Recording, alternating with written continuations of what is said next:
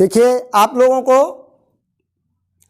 कक्षा 10 के विद्यार्थी इस हिंदी के पीरियड में आपका स्वागत।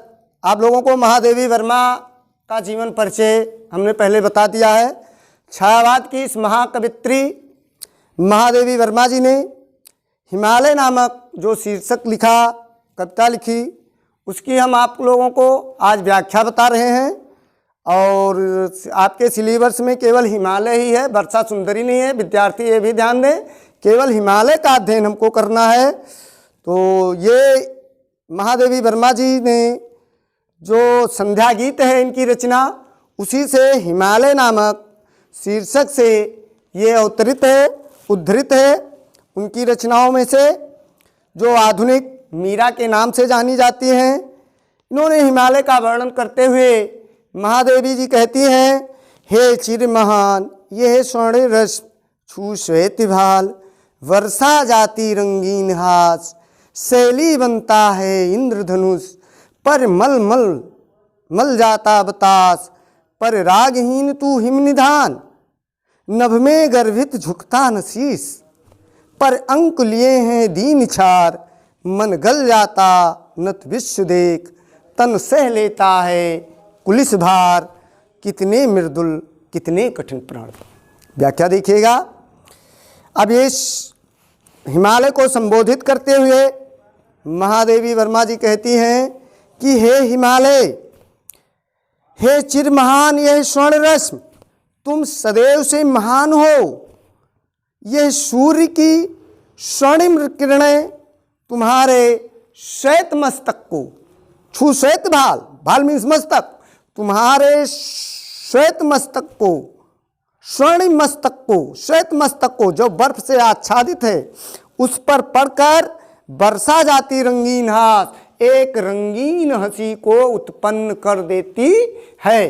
क्योंकि बर्फ सफ़ेद होता है और प्रातःकालीन सूर्य की जब स्वर्णिम किरणें पड़ती हैं तो कई रंगों में परिवर्तित हो जाता है। इस कारण ऐसा जान पड़ता है कि मानो चारों तरफ हंसी, एक रंगीन हंसी व्याप्त हो गई हो। शैली बनता है इंद्रधनुष, पर मल मल मल जाता बतास, और जब उस पर तुम्हारे ऊपर हिमालय रंगीन हंसी बिखेर जाती है, कभी कभी इंद्र का धनुष जो है वो तुम्हारी पगड़ी, शैली मीन्स पगड़ी, शैली मीन्स पगड़ी, पगड़ी के रूप में बन जाता है। और वायु, बतास मीन्स वायु, वायु जो है वो सुगंधित वायु तुम्हारे शरीर में आकर के और पूरे शरीर को मलता रहता है। फिर भी इन वैभव को प्राप्त करते हुए भी पर रागहीन तुम हिमनिधान, हे हिमालय तुम इतने वैरागी हो, बीतरागी हो कि तुम्हारे हृदय में कुछ भी विकार उत्पन्न नहीं होता है।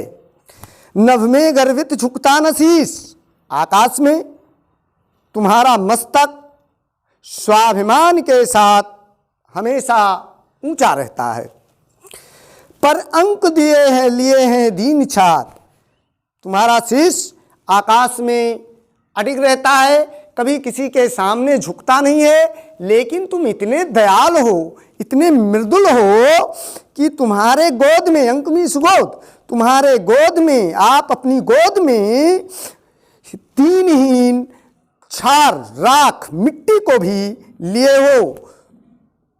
यानी कहने का मतलब ये हुआ कि तुम दीनों पर करुणा और दया करते रहते हो। ये दीन लोग भी तुम्हारी दया के और करुणा के पात्र बनते हैं। ये तुम्हारी महान धोतकता का एक प्रतीक है। मन गल जाता न तो विश्व देख, जब सारा संसार तुम्हारे सामने नतमस्तक हो जाता है तो स्नेह के कारण, उनके स्नेह को देखते हुए तुम्हारा करुणा से हृदय द्रवित हो जाता है और तुम्हारे बर्फ पिघलने लगते हैं। तन सह लेता है कुलिस भार, और तुम्हारा शरीर वज्रपात को भी सह लेता है, हंसते हंसते सह लेता है।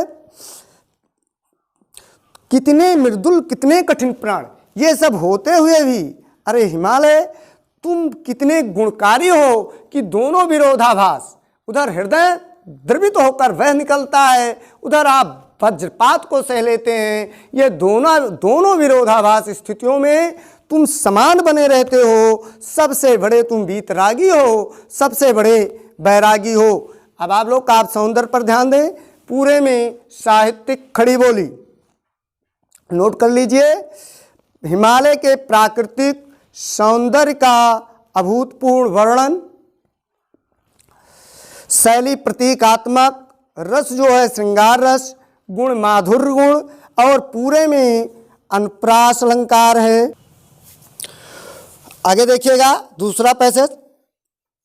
टूटी है तेरी कब समाध, झंझा लौटे सतहार हार, बह चला दृगों से किंतु नीर, सुनकर जलते कण की पुकार, सुख में विरक्त दुख में समान, मेरे जीवन का आज मूक, तेरी छाया से हो मिलाप, तन तेरी साधकता छूले, मन ले करुणा की थाह नाप, उर में पावस दीर्घ में बिहान। आगे देखिए, महादेवी वर्मा जी हिमालय को संबोधित करते हुए फिर कहती हैं कि हे हिमालय, टूटी है तेरी कब समाध। हे हिमालय, तुम एक तपस्वी हैं और तेरी समाध कभी नहीं टूट पाई। महाशिव की तरह आपकी समाध को कोई बाधा नहीं पहुंचा पाया। झंझा लौटे सतहार हार, एक नहीं सैकड़ों आंधियां, झंझा यानी सैकड़ों आंधी तूफान आप पर प्रहार करके थक गए, वापस लौट गए, लेकिन आपकी समाध कभी अडिग नहीं हुई, आपकी समाध अचल बनी रही।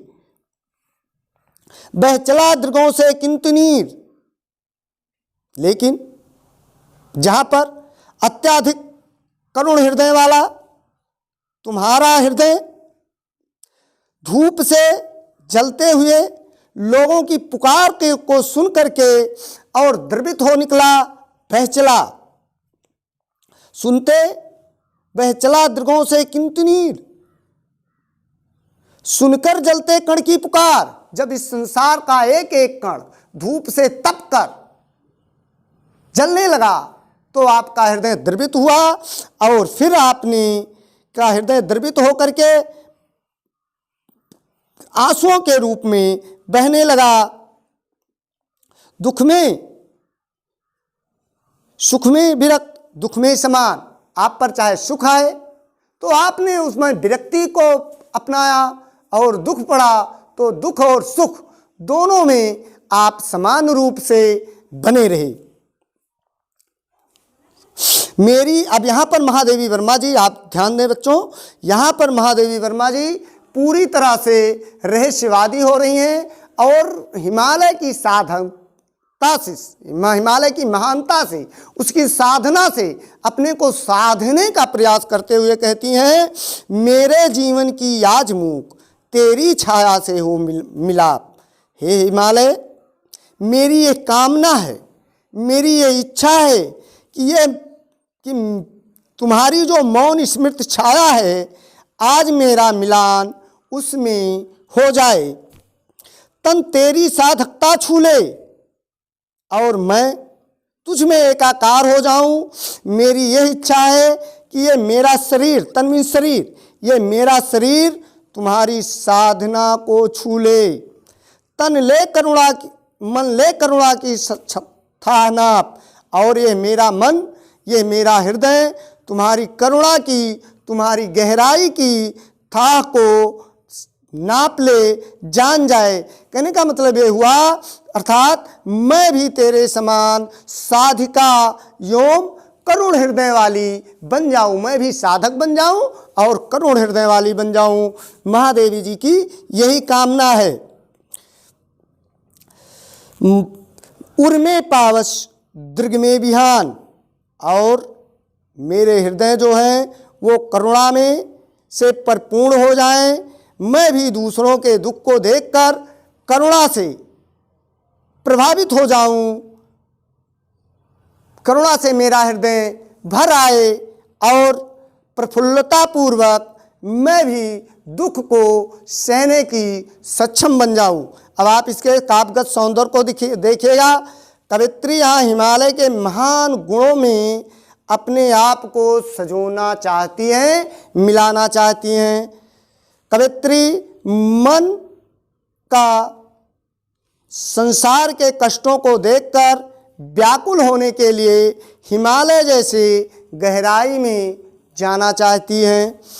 भाषा पूरी तरह से साहित्यिक खड़ी बोली, शैली भावात्मक और प्रतीकात्मक है, छंद जो है वो गीत है, रस शांत रस है। अलंकार में आप देखिएगा इसमें जो है रूपक अलंकार है और मानवीयकरण अलंकार है, क्योंकि हिमालय को एक साधक की तरह दिखाया गया, साधना युक्त दिखाया गया, इस कारण यहाँ पर रूपक अलंकार हो गया, हिमालय को साधक बताया गया, इसलिए यहाँ मानवीयकरण हो गया।